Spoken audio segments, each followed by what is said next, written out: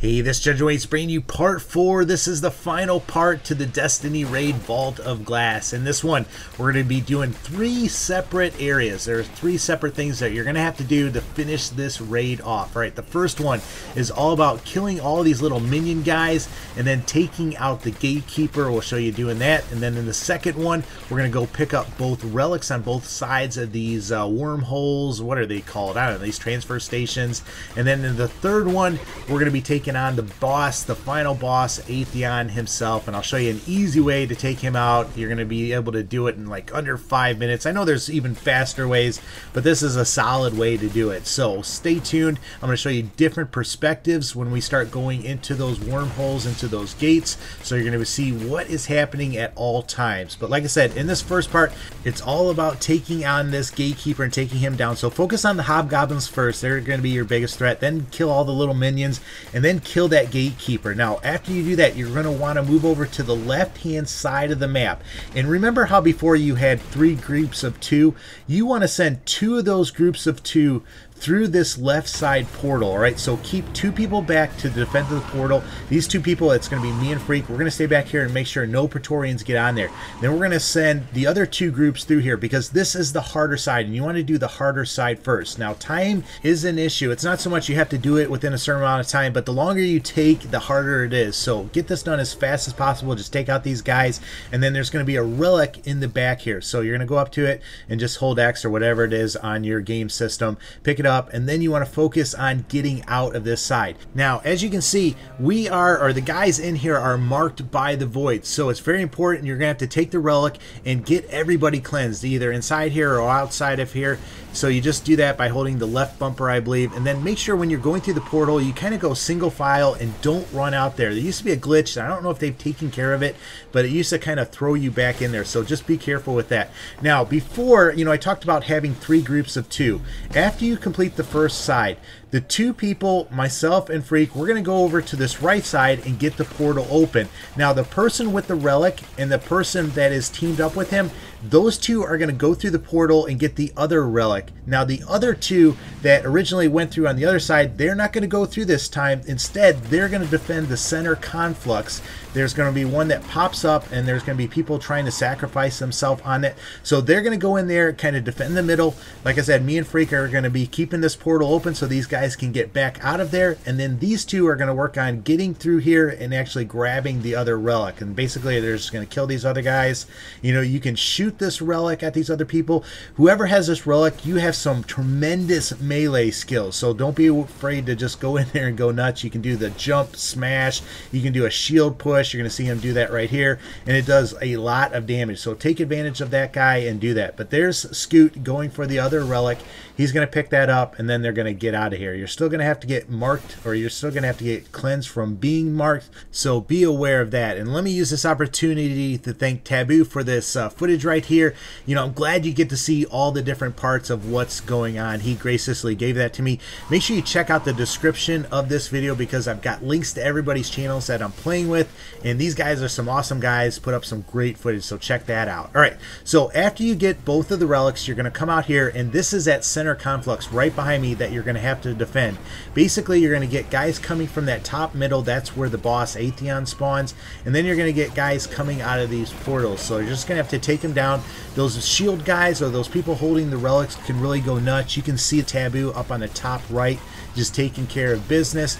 But this is what it looks like, and you're just going to have to do it for a little bit, and then it's going to be over, and you're going to be on to the last phase, which is taking on Atheon himself. But don't let anybody sacrifice themselves.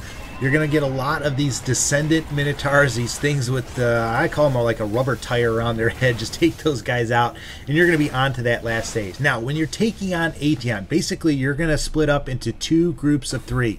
When this boss battle starts, he is going to warp the furthest 3 people away from him into one of these 2 portal areas. So it's very important that you know who is going, and you have actually 3 people in the back already ready to go. Now myself, Freak, and Creamy are going to stay out here. We're going to work on keeping the portals open so that these guys can get back.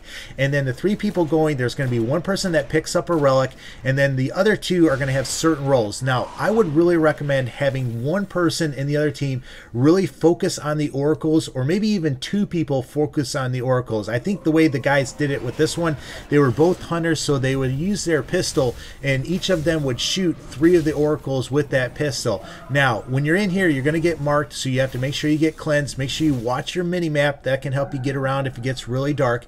But those 2 guys are going to take on the oracles. The person with the shield is going to kill the people in here, the bad guys. Usually there's a minotaur on the jungle side, and usually there are like 3 or 4 hobgoblins on the other side. But you're probably going to have to cleanse quite a few times.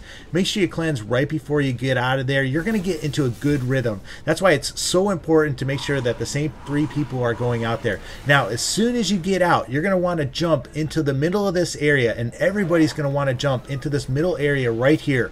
And then the person with the relic is going to hold his shield up, and everybody's going to get inside there and shoot at Atheon. Now when you do this, you see that time vengeance. That is when you're going to be doing extra damage on him. So when that gets towards the bottom, like at 3 or 4 seconds, then those 3 people that are going through the portals want to move to the rear of the map. That way they definitely get transferred. Now this is the desert side, and let me point this out too. As soon as you transfer in there, as soon as you get warped into this area, you want to call out which side you're on.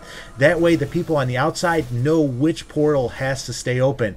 Now if you're on the outside, you have to worry about these harpies, and it's really important that you stay kind of elevated. So I'd stay up on the different stones that open the different gates. Usually if you're right there, the harpies can hurt you, but they won't kill you, because they will explode right next to you and take you out if you're really close to them. Now the way we did it on the outside was, I was, like I said, on the desert side, and I would jump up on that area where you raise the gate, and then Creamy is over on the right hand side, he's on the jungle side, and then Freak is actually in front of me and up and to the left. He is on a high pillar up there, just kind of playing Overwatch and really watching for those harpies and taking those things out.